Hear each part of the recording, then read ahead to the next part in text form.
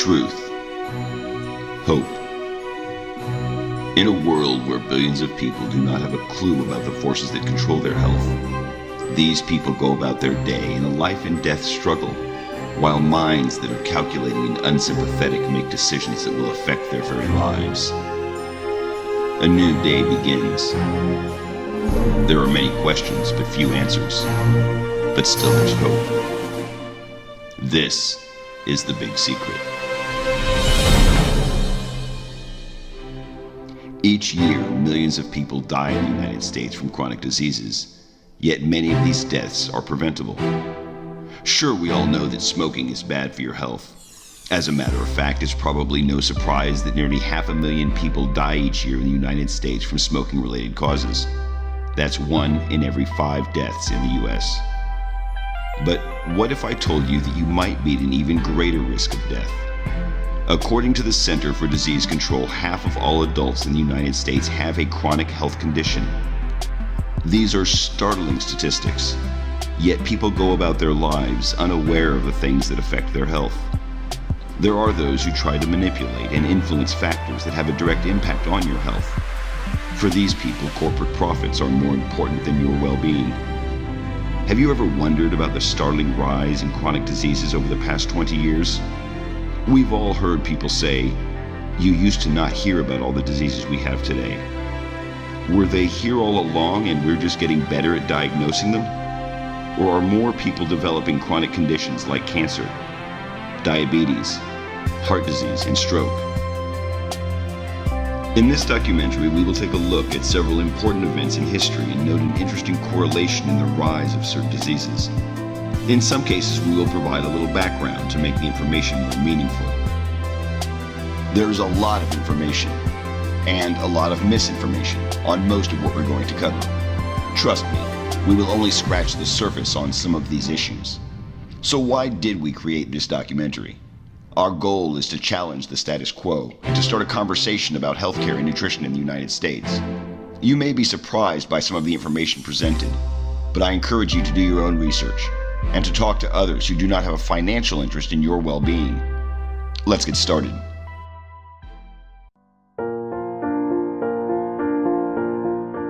Man, how do I take a positive spin on the fact that we're being murdered? I know this is depressing, but it's also very important. I know, and it is. It's really depressing, but people need to know this stuff. You know, I grew up, I was never interested in nutrition. I didn't know anything about it. You know, I ate McDonald's all the time and microwave meals, and I mean, I had no idea. You know, I didn't care at all about nutrition. And I was in college. I was probably sitting there drinking a Coke and eating Cheez-Its, and I was taking a cell biology class. And so we're like learning about the cell and DNA replication, and I mean, it's just like fascinating. And the professor, as he's explaining all this stuff, I'm doing all this research, I had this little like aha moment or whatever about nutrition and processed foods, and I ended up writing my senior thesis paper, was on that topic.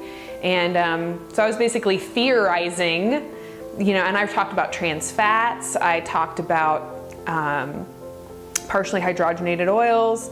I talked about the lack of minerals in the soil depletion. I mean, I talked about all these different things. And at the time, it was my thesis. It was all theory. It was all like I was doing this research and kind of coming up with these ideas and saying that there's a link between processed foods and chronic disease.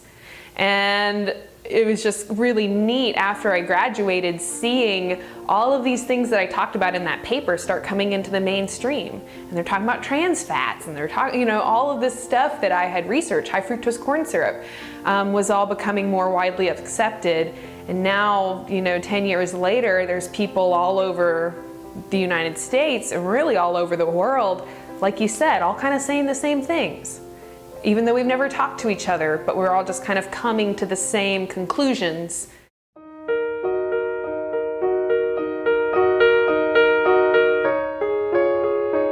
John D. Rockefeller was born July 8, 1839 in Richford, New York. His father, William A. Rockefeller, was a doctor who claimed that he could cure cancers and charged up to $25 per treatment.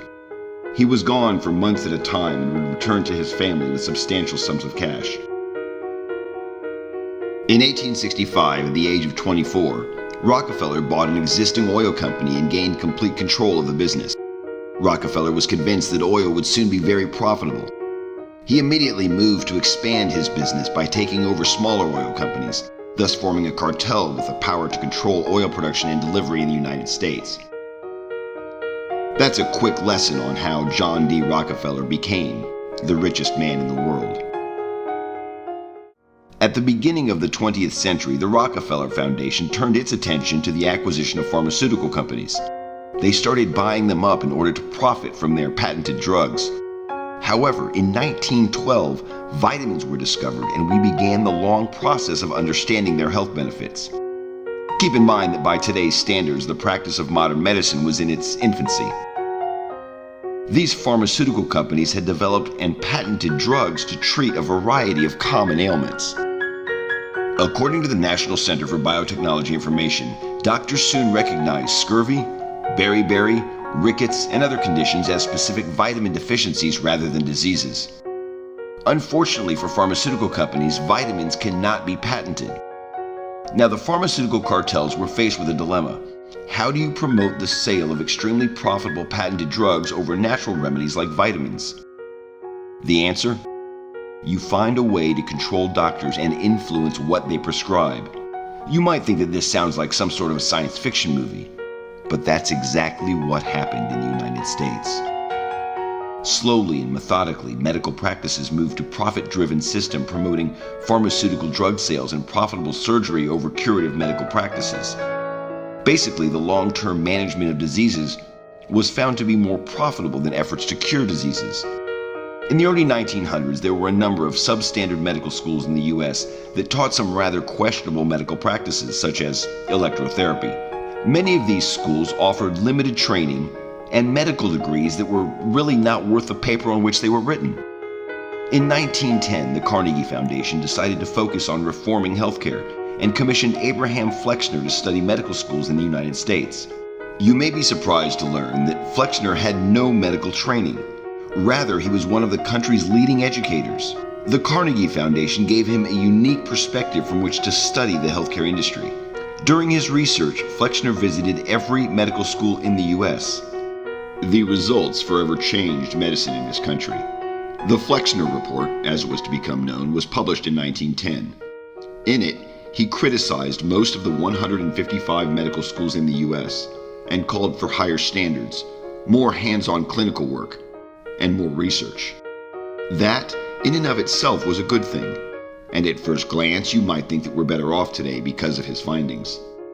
Well, in many ways we are, but let's dig a little deeper. The Rockefeller Foundation seized this opportunity to promote their own agenda. They used their influence to help pass legislation putting the American Medical Association, a private institution, in charge of overseeing medical training and practice. And how exactly did they do that? Well, some things never change. Just like today, they used campaign donations and lobbyists to further their agenda. In exchange for large campaign contributions, legislators gave the Rockefellers just what they wanted: the AMA in charge of medicine in the U.S. Unfortunately, the AMA was also heavily influenced by the Rockefeller Foundation, which, as you remember, was looking for a way to promote their patented drugs. Consequently, the AMA promoted allopathic medicine to the point that it became the only approved form of medicine taught in the U.S. Consequently, doctors began prescribing the Rockefeller Foundation's patented medicines to manage, not cure, illnesses and diseases. As a result of the Flexner Report and the newfound authority of the AMA, medical schools were under intense pressure to conform to the wishes of the Rockefeller Foundation. As I mentioned a moment ago, in some cases that reform was badly needed. However, other forms of medicine quickly became outdated and were labeled accordingly. The Rockefeller Foundation began awarding large grants to medical schools that taught allopathic medicine. Schools that still embraced alternative forms of medicine could not compete financially and were forced to close. In the end, half of the medical schools in the U.S. were closed. You're listening to The Corbett Report. CorbettReport.com.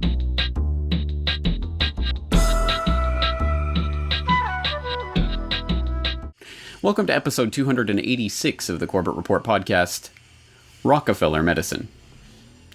Quote, "The crisis in today's healthcare system is deeply rooted in the interwoven history of modern medicine and corporate capitalism. The major groups and forces that shaped the medical system sowed the seeds of the crisis we now face. The medical profession and other medical interest groups each tried to make medicine serve their own narrow economic and social interests. Foundations and other corporate class institutions insisted that medicine serve the needs of their corporate capitalist society. The dialectic of their common efforts and their clashes, and the economic and political forces set in motion by their actions, shaped the system as it grew. Out of this history emerged a medical system that poorly serves society's health needs." End quote. And, like you say, the Rockefeller medicine, maybe it has to do with that. They've really just taken preventive medicine out of there. And if you think about it, if you practice, it's not in their interest to practice preventative medicine because they make less money if they do that. So it's that simple. So, if you don't get sick ever, you're not going to the doctor, you're not giving them any money. And they'll notice, in these insurance companies and stuff, they have actuaries and they have people who really keep track of the numbers. And they've probably got it worked down to a science where they will see that if they start doing preventative medicine, they take a real big hit to their checkbook. And so there's basically what it is. It comes down to, in modern medicine, I consider it just a violation of the Hippocratic Oath, where doctors have, I really think unwittingly, I don't think it's their fault because they don't really control the money system, but they are controlled by money. But we have a system that is controlled by money, and the money controls them. And the people making the business money decisions are overriding the doctor's decisions. Emphasis on surgery, emphasis on medications, and really a almost disdain for the idea of preventative care. What it all boils down to, quite frankly, is that we are victims of a Machiavellian medical monopoly. We don't have a free medical marketplace. We haven't had a free medical marketplace since the early 1900s, and, absolute power corrupts absolutely.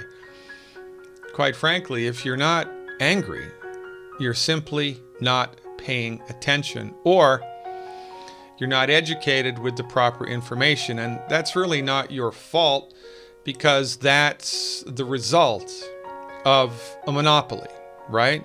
Inside of a monopoly, you are spoon-fed what the powers that be want you to know, which is often very different than the actual truth of the matter. It's because we have a system of medicine that is fundamentally stupid. Consider how the system works. First, we do nothing to prevent disease. We wait for people to get sick. Once they are sick, instead of curing their disease, we suppress the symptoms by prescribing toxic chemicals and doing surgery. Then the toxicity of the chemicals makes the patient even sicker, creating entirely new diseases. And then finally, to hide the fact that the patient is now sicker than when they started, we don't call these new problems diseases, we call them side effects. If you've been listening to my lectures for last year, you know that my passion is our kids. And experts tell us that our children are going to be the first generation of Americans that do not live as long as their parents. This is a catastrophic prediction of biblical proportions. We're talking about the Great Flood. We're talking about all of Egypt's firstborn dying because Pharaoh refused to release the Hebrew slaves. Can you imagine everybody in this room burying their children? This tells us how terribly the medical profession has failed us.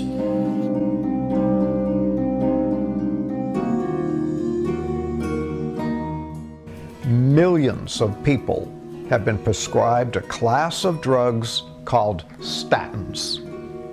These drugs are supposed to lower cholesterol and thereby prevent heart attacks. Well, first of all, do they lower cholesterol? And the answer is yeah, they lower cholesterol. But here's a very important question. Do they prevent heart attacks? No, they don't. Are they safe? No, they aren't. So if you're taking a statin, you're taking a drug to prevent heart attacks that does not prevent heart attacks. And further, you're taking a drug that is not safe and does you harm. Now, does that make sense? I hate statin drugs. I absolutely hate them. And yesterday I gave a long talk explaining, I mean, there's so much evidence. They cause so many problems, and they certainly don't. It's not a fair trade-off. You'd never win, in my opinion, almost under any circumstance, taking a statin drug, given all the damage it's going to cause, compared to the slight chance that you might avoid a heart attack. So many problems, and of course, cholesterol itself is a key one, because cholesterol is so important to all the cells, especially the neurons. The brain has 25% of the body's cholesterol with only a small percentage of the body's mass, like 3% or something. They push those drugs to these doctors for sales. They want to get as many people on these particular medications as possible. An example of that is how they've done with with cholesterol. How used to a healthy cholesterol was one level, and it was, as long as you were that level, it was perfectly fine. Well, they kept lowering the standard, lowering the, oh, well, if your cholesterol is that, then, oh, you need a statin. We've been convinced by about 35, 36 years of pharmaceutical profiteering that cholesterol is the Antichrist and that statin drugs are a savior, when, quite frankly, just the reverse is true. Low cholesterol levels are associated with an increased chance of death, an increased chance of cancer, high percentage of birth defects, peripheral neuropathy, short temper and aggressive behavior, kidney failure, and dementia. Let's take a look at this. Alzheimer's was virtually non-existent until right around 1940, and then it started to show up, and then after 1980, man, it skyrocketed. It rose from obscurity to become the 6th, 5th, or 4th leading cause of death, depending on how you crunch the numbers, currently in 2016. And man, it has skyrocketed. But then let's look at something very fundamental. What is the point of paying attention to cholesterol? The point is said to be prevention of heart attack and stroke, isn't it? Mm-hmm. All right. Do you know what will cut your risk, my risk, her risk, everybody's risk of heart attack and stroke by 75 to 80%? And you don't have to swallow a thing? Do you know what that might be? It's called donating blood. There is research on that from the 1990s, late 1990s. Whole bunch of guys followed for an average of 8 years each.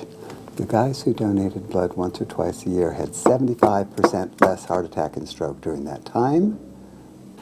Now, if word ever got out about that, what would happen to the sales of anti-cholesterol medications? Because anti-cholesterol medications cannot drop the heart attack and stroke risk by 75 to 80%. Cholesterol is not the Antichrist. Cholesterol is so important that our bodies make it. Every cell wall in the body is made from cholesterol. Cholesterol makes the cells in our body waterproof. This is very important. Everybody thinks cholesterol is a fat, but cholesterol really is an alcohol. But it doesn't really perform like most alcohols do. It's a little different. Cholesterol is extremely important for your health. All of your sex hormones are made from cholesterol. They're made from it. You don't have enough cholesterol, you don't have enough sex hormone. So guess what also has been a fallout of fat-free diets and statin drugs? Not only does your brain dry up and you get Alzheimer's disease, but your sex hormones dry up. So guess what? Erectile dysfunction. Women get hot flushes now for 5 years instead of 3 months like their grandparents did. Why? Because you have a bad gene? No, because you don't have enough cholesterol. They tell you take this statin drug and go home and exercise every day. And that's a really bad combination. And in fact, papers have shown that exercise is of no benefit if you're taking a statin drug. But if you aren't taking a statin drug, then the exercise is good for you, you know? So it basically derails your opportunity to improve yourself through these other things that are known to be beneficial. They're no longer beneficial because of the statin. How many of you heard of Alzheimer's disease? It's a physician-caused disease. Mark my words, in the next 2 years, maybe even next week, it'll pop up in the newspaper. There's more than enough information to prove that it's a physician-caused disease. Alzheimer's disease is a disease that did not occur, even by another name, 40 years ago. It only became recognized as a disease in 1979 25 years ago. Today, it's the number 4 killer of adults over the age of 65. If you listen to your doctor and you give up eggs and eat egg beaters, if you give up butter and eat margarine, if you rip the chicken skin off your chicken before you eat it, you eat tofu instead of red meat, the odds are you're going to get what? Alzheimer's disease. It fascinates me that they've been able to do this incredible sales, tactic to convince all the doctors and all the patients that, oh my God, I have to take this drug. And when you look, you look at statistical, I'm always looking at correlations. Fascinatingly enough, if you look at the correlation over time from hospital discharge data that are maintained by the US CDC over time of high cholesterol or high LDL, LDL's going up exactly in step with glyphosate usage on corn and soy crops. So I think glyphosate is causing our problem that we have now with too much cholesterol in our blood. And it's not going up. If you look at heart attack, it's completely unrelated. It's like doing something completely different from what the cholesterol's doing. So here they say, oh yeah, high cholesterol correlated, heart attack. It's not true. The high cholesterol is not correlated with a heart attack. But in this country, what's kind of taken over the news media? What's taken over the pharmacologic media? What's taken over your doctor's office? We hear it every day, 15 times a day if you watch television. Statin, cholesterol, get your cholesterol down. I mean, the commercials regarding statins and cholesterol are almost as bad as the ones regarding erectile dysfunction. So the cholesterol-centric idea of reducing heart disease is really misleading. And I'll show you some data in a few minutes that if you look at your cholesterol level and you treat it with a statin, 50 to 75% of you still have a heart attack. So we have reached a limit in our ability to reduce cardiovascular disease based on our present medical treatments. We are a pharmacologically driven country. We are not a preventative medicine country. 1 in every 3 deaths in this country is a cardiovascular death. So it's 2,200 deaths per day just from heart disease and stroke. And we can reduce that, if we did the right things, to 70 to 80% less. And I can say this now with some degree of authority that the methodologies, the traditional care, the treatments, and even some of the surgeries that we've been doing for the last 25 to 30 years in cardiovascular disease are misdirected. They're obsolete and they're very limited in their scope. Alzheimer's disease has long been believed to be irreversible, but that might finally be about to change, thanks to the work of Dr. Dale Bredesen, whose patients showed subjective memory improvement within 3 to 6 months of treatment. Dr. Bredesen believes that Alzheimer's disease is caused by numerous factors.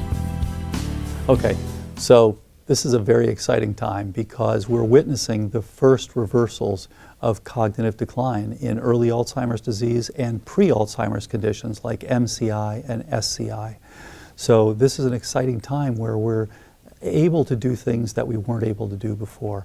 And one of the things that we suggest to people is because when you look at what actually drives Alzheimer's disease at the molecular level, what you find is that there are dozens of contributors. And so we usually tell people, imagine you have a roof with 36 holes in it. You're not going to just cover one hole, you're going to cover as many as you can to get the best result.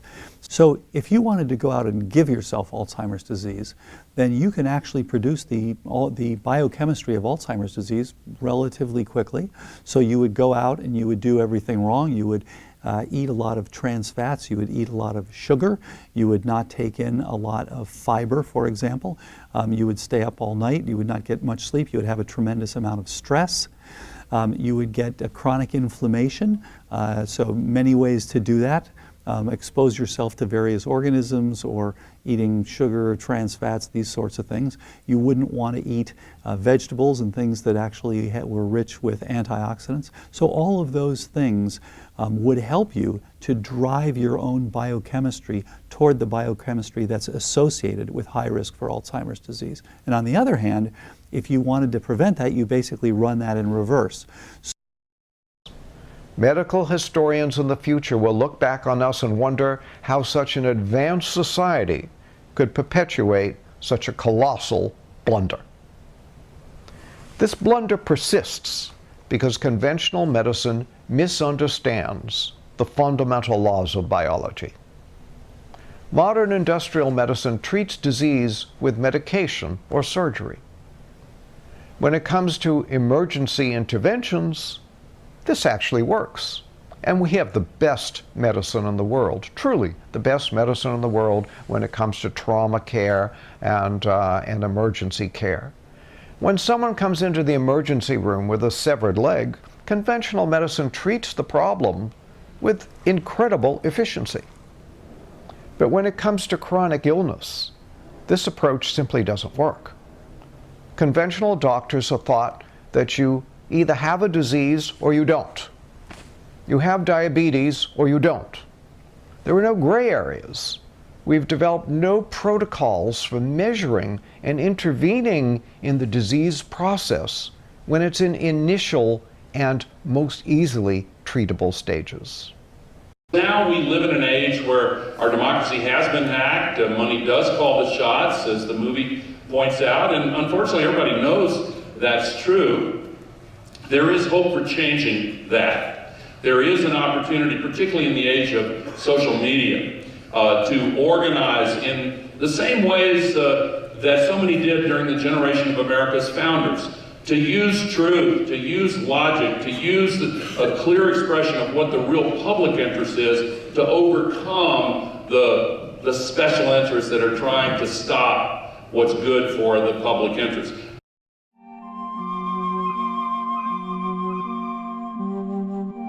Okay, so this is your prescription medicine case, right? Yes. And you call this your what? My traveling pharmacy. It's your traveling pharmacy.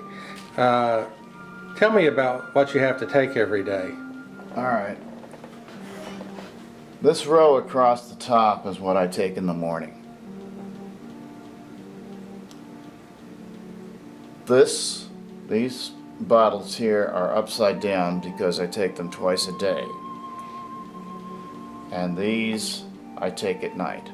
Once a day at night, once a day, twice a day morning and night, once a day in the morning. According to DrugWatch.com, Big Pharma has over 1,100 paid lobbyists, which partly explains the influence they have on Capitol Hill. From 1998 to 2014, they spent nearly $2.9 billion on lobbying expenses, more than any other industry. The report goes on to talk about the practice of hiring former government workers with valuable connections to gain political clout. The trade group Pharma has more than 50 current or former staff members who once served in the political arena. But the deal is, let's say I'm a doctor and I know this. Let's say I'm a certified mainstream doctor. Okay, I'm an alternative medicine doctor, but just pretend that I am. Let's say I know these great alternative medicine things that can help you, and yet I have this, drug. Okay. The thing is, you have to realize if I mess up, I am legally responsible for that, because as the licensed doctor, when I give you advice, I tell you something to do and you do it and it goes wrong, then you come and sue me, and then what I have is this thing called insurance, and then so I pass responsibility to the insurance. So the thing is, it's part of the judicial branch of our government, the way the courts work, that as a medical professional, if I give you something that helps you, it's a risk to me, versus if I give you a drug, it may harm you, but the thing is, since it is the accepted method of treatment, it is easily defensible that this is what's accepted for this, I give you this drug, and if you get sick and then you come after me, I just send it to my insurance company and they pay for it because it's on the list of things that get paid for without even a second thought. They actually have a lot of control, and I think that is a big secret because we don't have an emphasis on that. We have a big emphasis on diagnosis and treatment with pharmaceuticals, not on prevention. And it's unfortunately the case that much of our education in America is biased by, being filtered through a pharmaceutical lens. We learn about a one gene, one ill, one pill model, and in this way, doctors are very much only ever taught to manage symptoms through the use of pharmaceutical products. They aren't taught about the potential for individualized risks. Often we have to do our own research to discover how it is that claims to efficacy are established. Well, I was on pharmaceuticals that were prescribed to me. And did they offer some benefit? Yes. But, however, they also were side effects, pretty severe side effects. There were side effects that I couldn't live with, and I was told by my doctors that I had incurable conditions.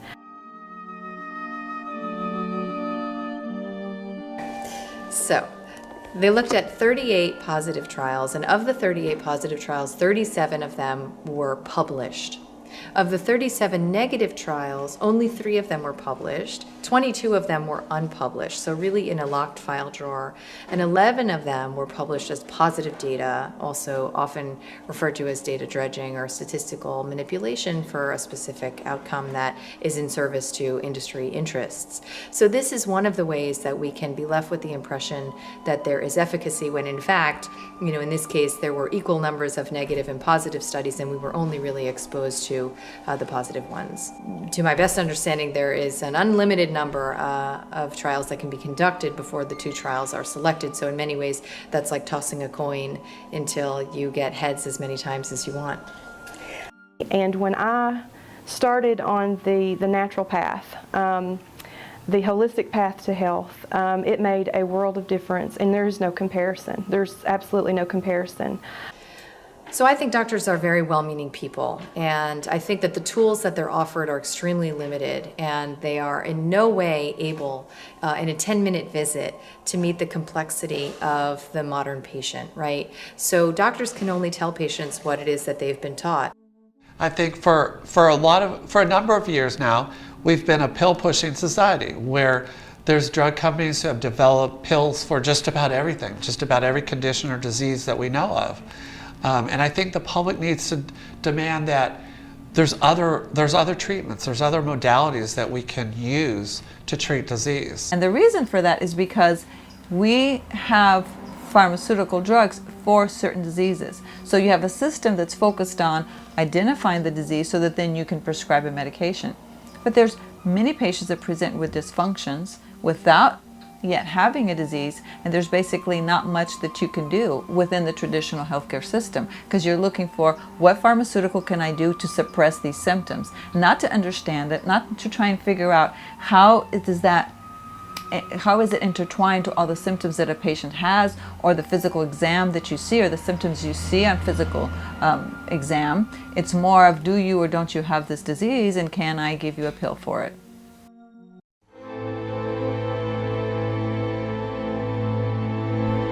President Nixon's new Secretary of Agriculture, Earl Rusty Butz, was determined to make dramatic changes to the 1930s New Deal farming practices. This was the point where food production in the United States was changed to a method of farming the land without giving it any rest, and the heavy use of synthetic fertilizers. President Nixon placed Butz in the USDA in 1971. At the time, Butz served as a board member for several agribusiness firms. He rejected criticism that these ties might compromise his performance as USDA chief. Earl Butz envisioned an efficient, centralized food system, one that could profitably and cheaply feed the world by creating mountains of subsidized corn and soy. Butz helped create the low-nutrition, fast-food nation in which we now live. If you're anything like me, you can remember sitting at the dinner table and hearing your mother tell you to eat your vegetables. Despite her pleas, most of us weren't listening. NBC News reports that 87% of us do not eat enough vegetables. We're only slightly better at eating fruit. The same report says that only 14% of us eat the recommended amount of fruit each day. But what about the fruit and vegetables that we do eat? A landmark study by Donald Davis and his team of researchers from the University of Texas at Austin's Department of Chemistry and Biochemistry, which was published in December of 2004 in the Journal of the American College of Nutrition. They studied U.S. Department of Agricultural nutritional data from both 1950 and 1999 for 43 different vegetables and fruits, and found reliable declines in the amount of protein, calcium, phosphorus, iron, vitamin B2, and vitamin C over the past half-century. Davis and his colleagues placed the blame on the agricultural practices designed to improve the size, growth rate, and pest resistance of the plants that we eat. Minerals are 66% of your body's nutrient needs. Calcium, sulfur, zinc, magnesium, minerals, right? Only thing about minerals is animals cannot make minerals. Plants cannot make minerals. If plants could make minerals, we could bioengineer lettuce to make gold. We'd all be rich. The only way that minerals get into the body is if they're in the food that we're eating. How do they get into the food? They have to be present in the soil in which the food is grown. So there's calcium and magnesium and zinc in the soil, or not, plus, right, 56 other minerals. There are 60 minerals that we need, which are essential to human health. There's no place in the topsoil that all 60 minerals are present, number one. And number two, when you apply pesticides or herbicides to the plant, not only do those chemicals kill the bugs that are trying to eat the plant, they also kill the bacteria in the soil in which the plant is growing. Why is that a deal? Because in order for the minerals that are in the soil to get into the plant, the bacteria have to pre-digest them. The plants are more deficient, we're more deficient. The more deficient we are, the sicker we get, and this is why everybody's getting sicker. It's because of mineral deficiencies which have been accelerated by agribusiness. These are serious problems, but Mother Nature has a solution. The human body is a self-repairing system. It's designed to keep you fully functional and in good health for a long lifetime, well beyond 100 years. All you have to do is proper maintenance. And to do it right, you have to supply the body with all the nutrients it needs to build a healthy new cell and keep it free of toxins that can interfere with this building process. It's because we're not doing this right that we're aging so rapidly and so needlessly.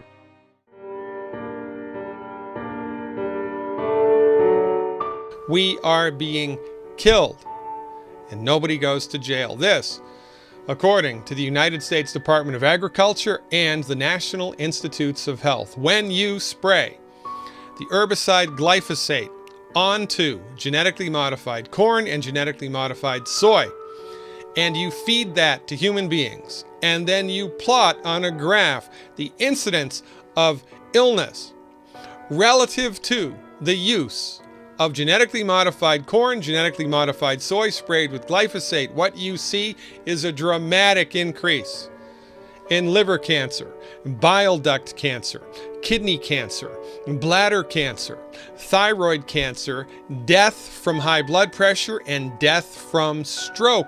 I remember when Roundup was invented, it was the greatest thing ever because it killed everything. And then they figured out how they could make plants that the Roundup didn't kill, but it killed everything else. So no more hoeing weeds in the cotton field and no more weeds in your wheat patch. And this is published and known for years. Inquiring minds want to know, if this stuff is causing cancer and killing us, why is it allowed to be used? Follow the money, baby. It's sort of like a type of environmental pollution, genetically modified plants and fish, because if they get out into the wild, these non-natural genes can spread laterally and have unknown effects in both populations in the wild as well as the person eating it. On this particular chart, the green line is the trend before the use of genetically modified corn and soy and before the use of glyphosate. The red line is glyphosate use, and the blue line is genetically engineered corn and soy growth, and you can see a direct relationship between GMO corn and soy production and the use of glyphosate with the incidence of liver and bile duct cancer. That's the thing about seed wheat. You used to save seed for next year or buy just some generic seed at the seed store for planting. Well, this GMO stuff, you can't do that. You've got to buy something that they've patented. I doubt you could even buy just plain generic wheat anymore. I'd be surprised. If you have a field, and if you plant something in your field and it spreads over to my field and I don't want it in my field, but just naturally from the wind, that's an environmental hazard, okay? You just contaminated my field with your environmental hazard. You should be liable for cleaning up the damage in my field. And if you plant a crop and some of that seed blows into your neighbor's pasture or field and comes up, Monsanto's pissed. Thyroid cancer. Look at the green line here is the trend before glyphosate, before genetically modified corn and soy. See a difference? Ladies and gentlemen, this isn't rocket science. This is published research and is evidence of the unbelievable sweep, power, and control that agribusiness has. Your body does not, health of your body does not matter to these organizations. They are criminal in my mind.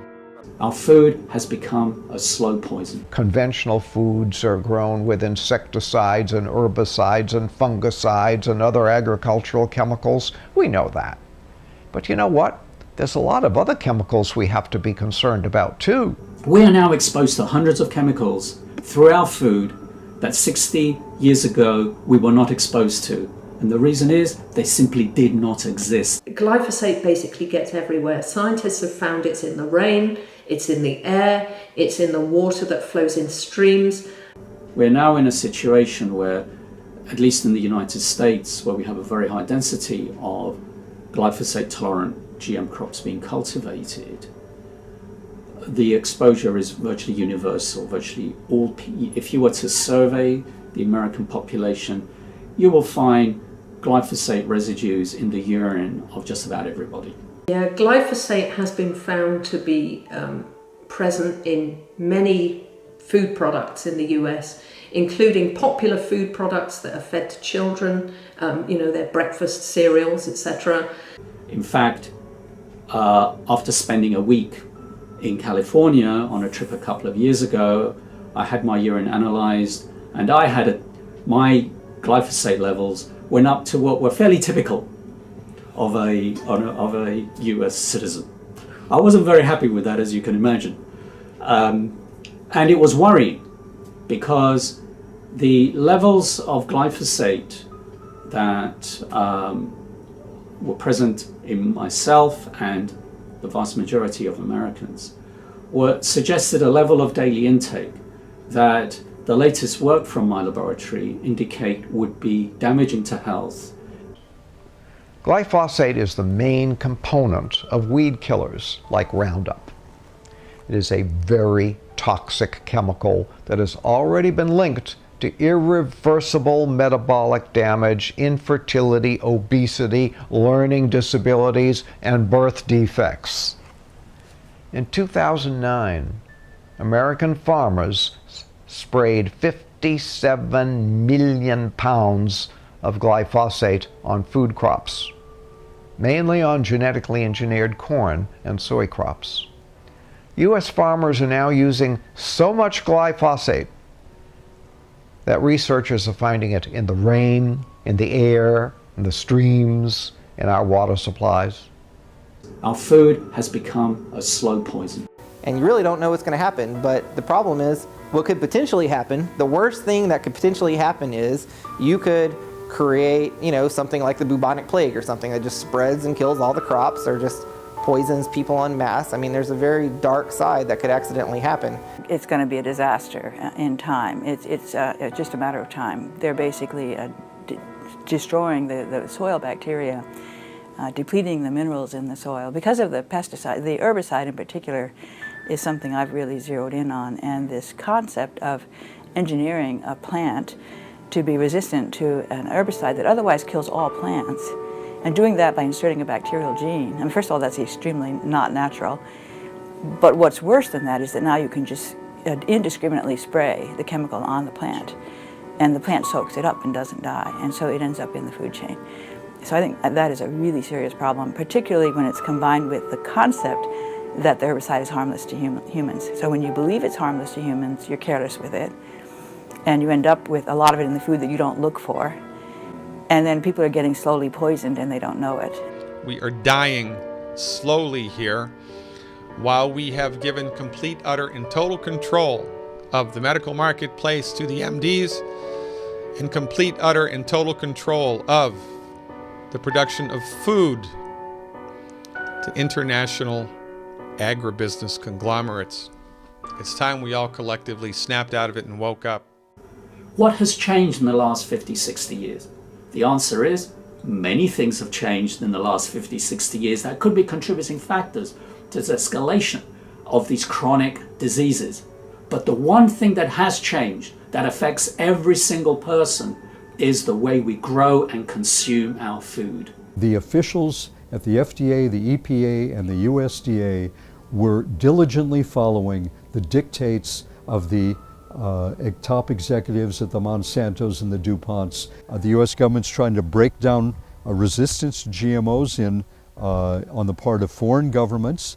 So the phone calls went from Monsanto to Clinton to Blair and then to the Rower Institute saying pretty much you have to silence this guy, you have to shut down this research. And what happened was that he got fired from his job.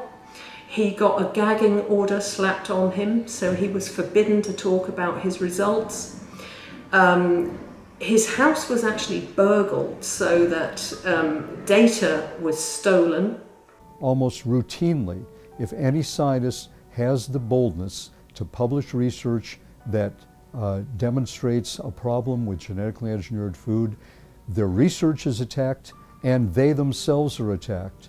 And scientists have been sacked, they've lost their job at research institutes, or university scientists have lost their jobs, or even speaking out and voicing concerns about GMOs is very dangerous in the scientific community. Genetically engineered food products have never been tested for safety.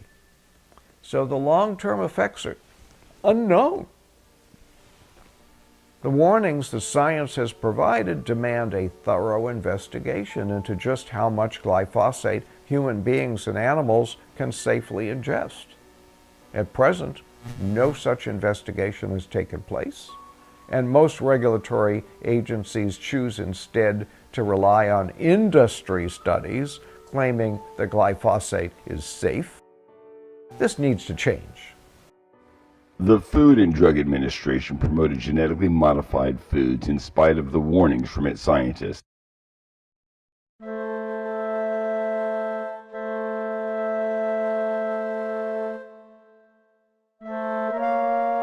In 1980, the U.S. sugar producers were large contributors to the Ronald Reagan presidential campaign.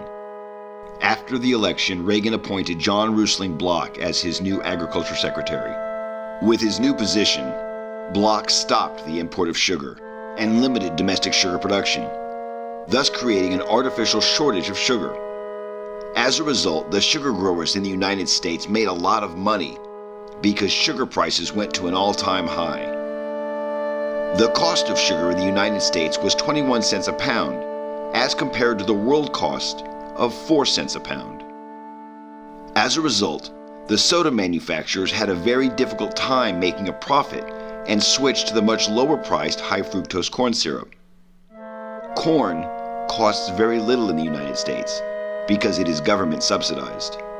You know, you go back to 1974, sugar prices were at the highest they'd ever been at 57 cents a pound, but then by 1978, they were down to 8 cents a pound. And so that volatility really, I think, spurred the FDA on, to make these restrictions in 1981, and by giving loans to the sugar producers.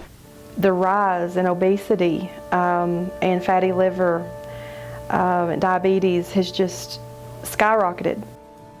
A brand new study by researchers at Duke University Medical Center found that frequent consumption of fructose, this is a type of sugar found in soft drinks and sweetened juices, raises the risk of non-alcoholic fatty liver disease. It causes inflammation, it causes scarring of the liver. Significant liver damage is more likely to occur. So, does sugar cause weight gain? Yes. Does sugar cause obesity? A factor. Is sugar the cause of obesity? Not even remotely close. Okay? And the problem is, it's not about obesity. Remember, it's about metabolic syndrome. And that's where the money goes. I don't even care about obesity. What I care about is people getting sick, because I'm a doctor. Okay? Here's the problem. But I'm going to show you very quickly that chronic fructose exposure alone promotes the metabolic syndrome. But we don't do anything about that. You would never think about giving your kid a beer, but you don't think twice about giving your kid a Coke, and they do the same thing. Then there is the instance of the Dr. Pepper bottling company in Dublin, Texas. When all soda pop bottling companies in the U.S. moved to high fructose corn syrup in the 1980s, Dublin refused and continued making their product with sugar. Interestingly, as a result, the counties served by Dublin have reduced amounts of fatty liver, obesity, and diabetes as compared to surrounding counties. But I was doing some research, and we are, our county, Erath County, which is the county we're in, and then Comanche County and Hamilton County and some of those other surrounding counties are all below the state average for obesity, for diabetes. We have the data that demonstrates that they knew what they were doing. When we went low fat in the 1970s, the Sugar Association knew what it was doing. In fact, there is a now paper trail of the communications between the Sugar Association and two Harvard School of Public Health scientists to specifically exonerate sugar and finger saturated fat as the culprit for our cardiovascular disease debacle. We now have the data to show that that was completely untrue, that we have actually experienced an increase in obesity, cardiovascular disease, type 2 diabetes, hypertension, lipid problems, cancer, and dementia because of our processed food diet, which we were told was healthy. And they knew back in the 1970s that that was not the case.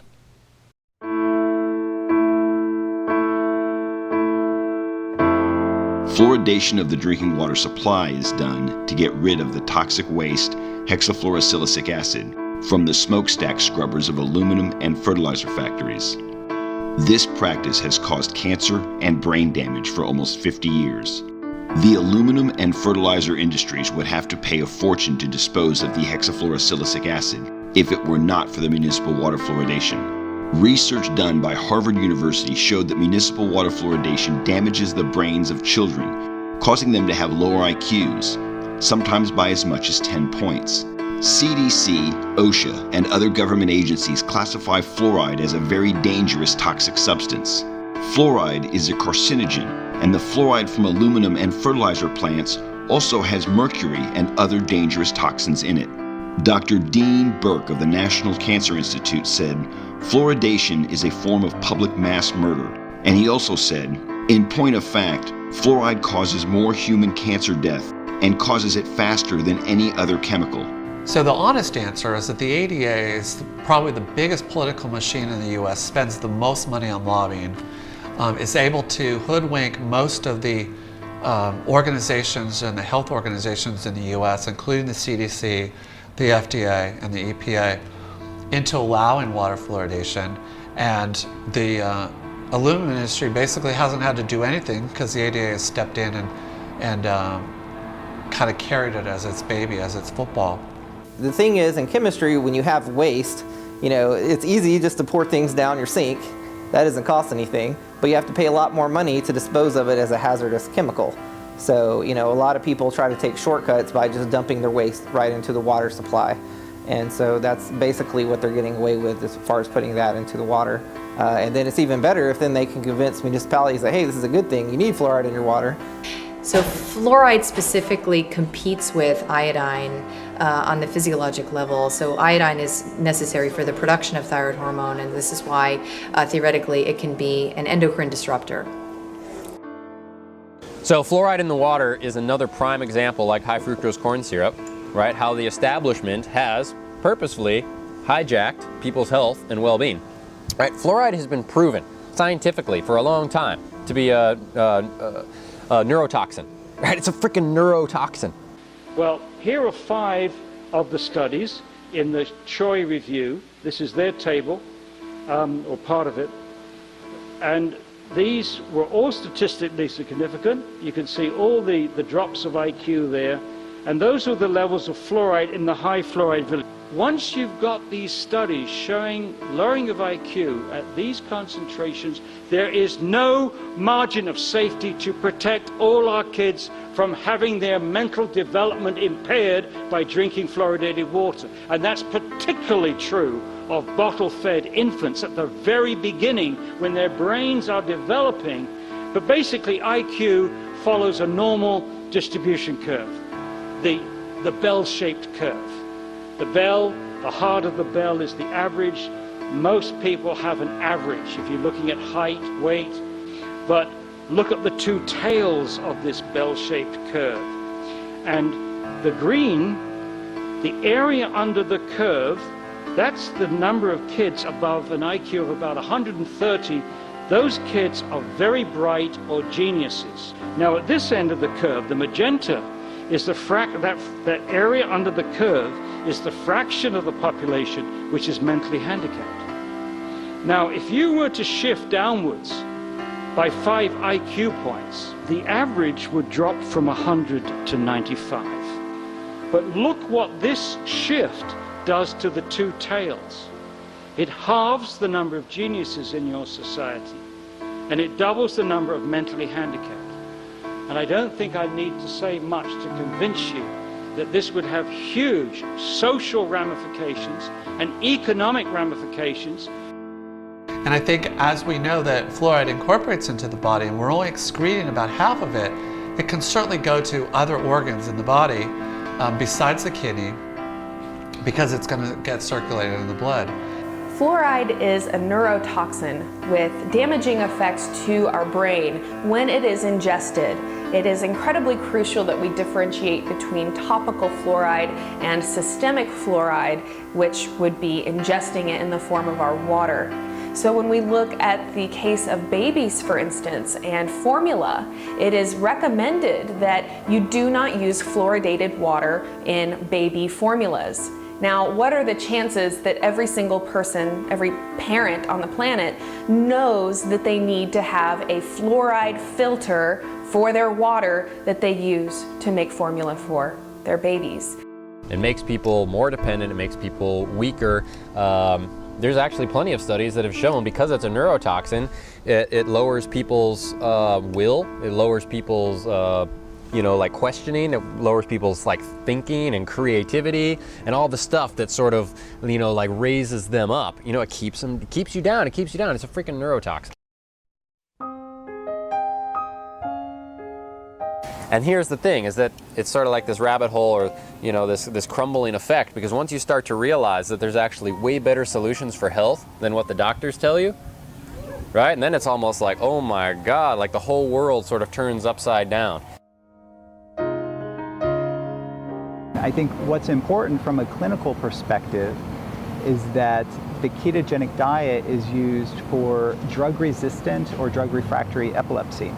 So when drugs fail to control seizures, we know that producing this state of ketosis, which could be achieved through fasting, but that's fairly self-limiting. You can only fast for a certain amount of time, whereas the ketogenic diet can produce sustained levels of ketosis independent of fasting.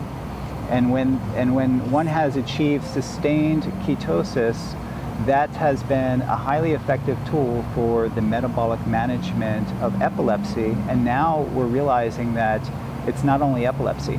And the observation that we made in our lab is that nutritional ketosis is a highly effective tool for the management of aggressive metastatic cancer.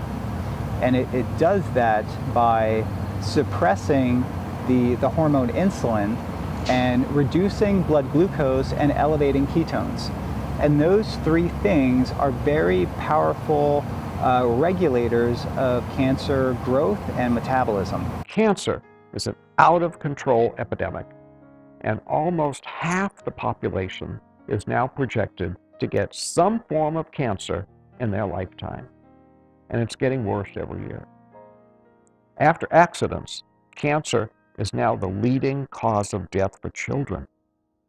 And nearly half of all deaths from 8 categories of cancer, including bone cancer, cancer of the cervix, thyroid cancer, all occur in people under 34 years of age.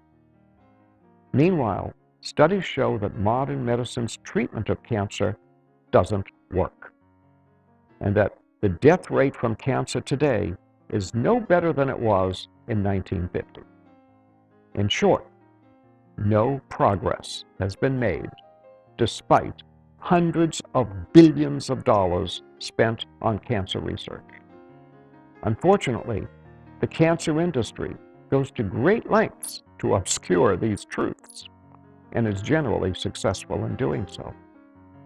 Virtually no one needs to suffer from cancer. The knowledge we already have is sufficient to both prevent and reverse cancer.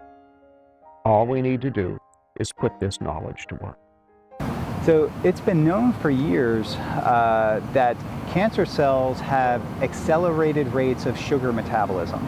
They require levels of sugar to sustain their growth and proliferation that are 200 times higher than normal tissues. So the ketogenic diet restricts sugar and glucose availability to cancer cells.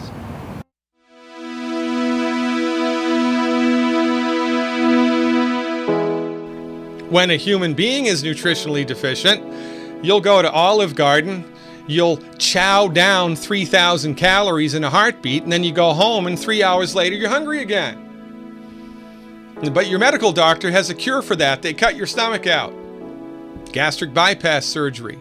Or they'll wrap a belt around your stomach and strangle it, make it smaller. Lap band surgery. Oh, that's a good idea. Or they'll give you antidepressants. Remember, pharmaceutical centrists, surgical centrists, therapeutics, the intention of which are not to cure anything. Our experience is when human beings are nutritionally satisfied, you only eat as much food as you need, and then you walk away. So, cribbing in human beings due to nutritional deficiency is, in my opinion, the leading cause of obesity, because you're eating too many calories, because you are nutritionally deficient. And this is the secret to weight loss that not even Oprah knows. Interestingly enough, this same behavior, this drive to fulfill an internal need, we believe is also the leading cause of the abuse of alcohol, street drugs, tobacco. People don't go to these things because they have innate self-destructive tendencies. I'm sure some people do. But most people are driven to those things because they're trying to fulfill a need. They have to do it. They're trying to fulfill a need. What's the need? They don't know. I do. It's nutritional deficiencies, period.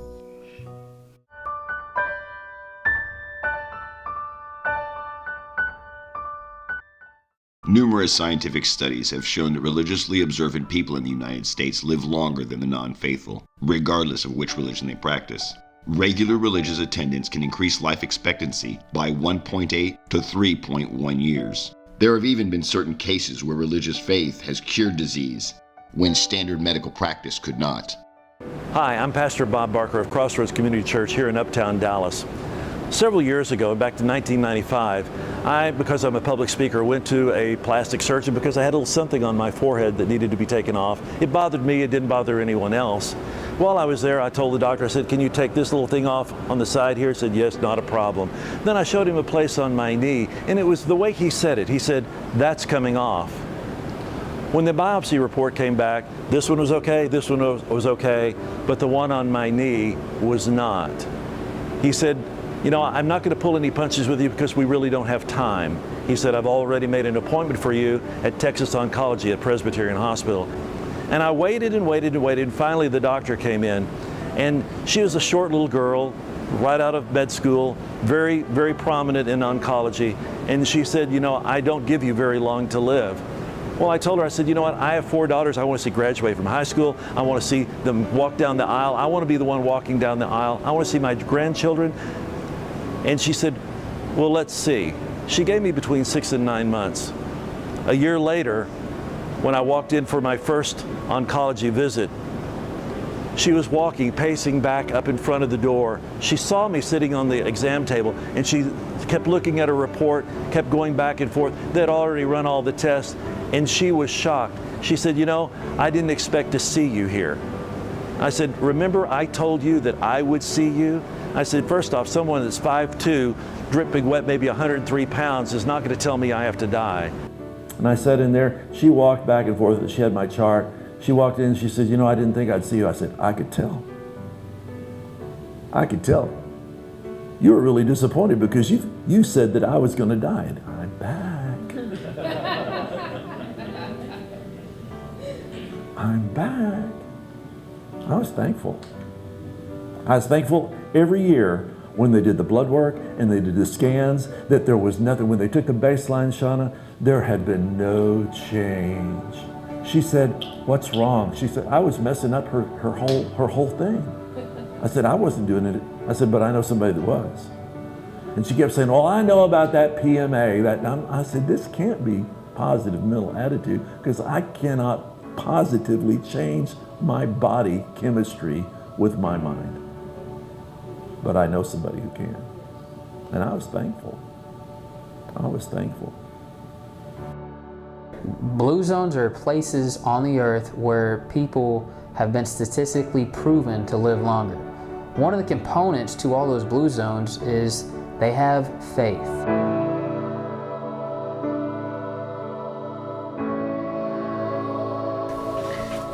So what are the big secrets in medicine? Well, I think one big secret is that most of the chronic diseases that people suffer from are completely preventable. But the secret is that you have to focus on prevention and have a more functional approach and not just focus on the disease. But yet, most of these chronic diseases are totally preventable if patients are educated and they are able to change their lifestyle, their nutrition, the thoughts that they think, the way that stress affects their body. They actually have a lot of control, and I think that is a big secret because we don't have an emphasis on that. We have a big emphasis on diagnosis and treatment with pharmaceuticals, not on prevention. So this is the thing, ladies and gentlemen, from our point of view, all chronic illnesses are curable. Neurological illnesses are amongst the hardest to get on the other side of. But we've all seen patients with multiple sclerosis, Lou Gehrig's disease, Parkinson's disease recover. They're the exceptions, not the rule.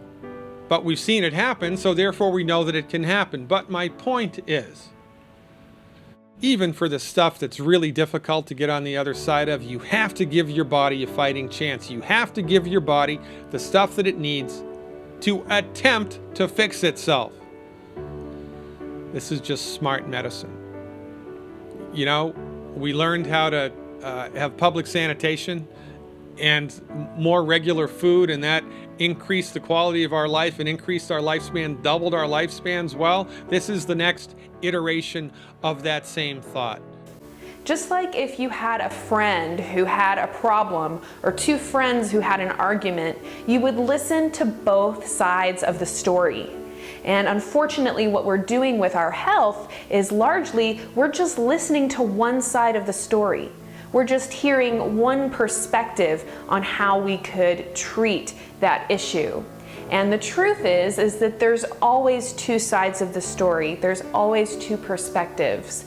So this tip is about recognizing that you have the power, you have the intelligence, you have everything that you need to be able to go and make a decision for yourself.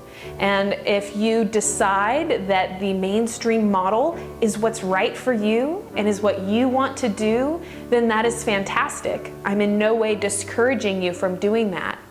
But you do need to feel empowered to make a decision for yourself and to not just accept something because an authority figure told you. To really think about that issue, think about your body and your life, and make a decision that you feel good about.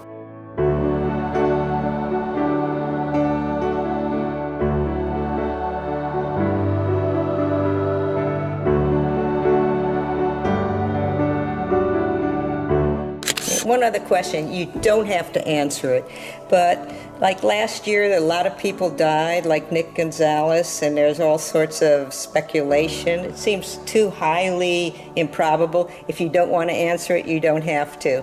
I appreciate it. I'm not going.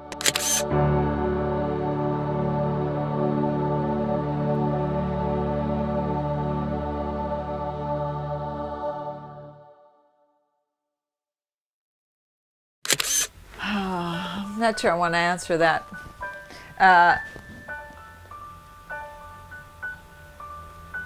So regarding the recent deaths of many of these integrative physicians, I'm not a conspiracy theorist, but it sure looks suspicious that there's been so many deaths and they've all been sort of so under such weird, suspicious, whatever you want to call it, circumstances.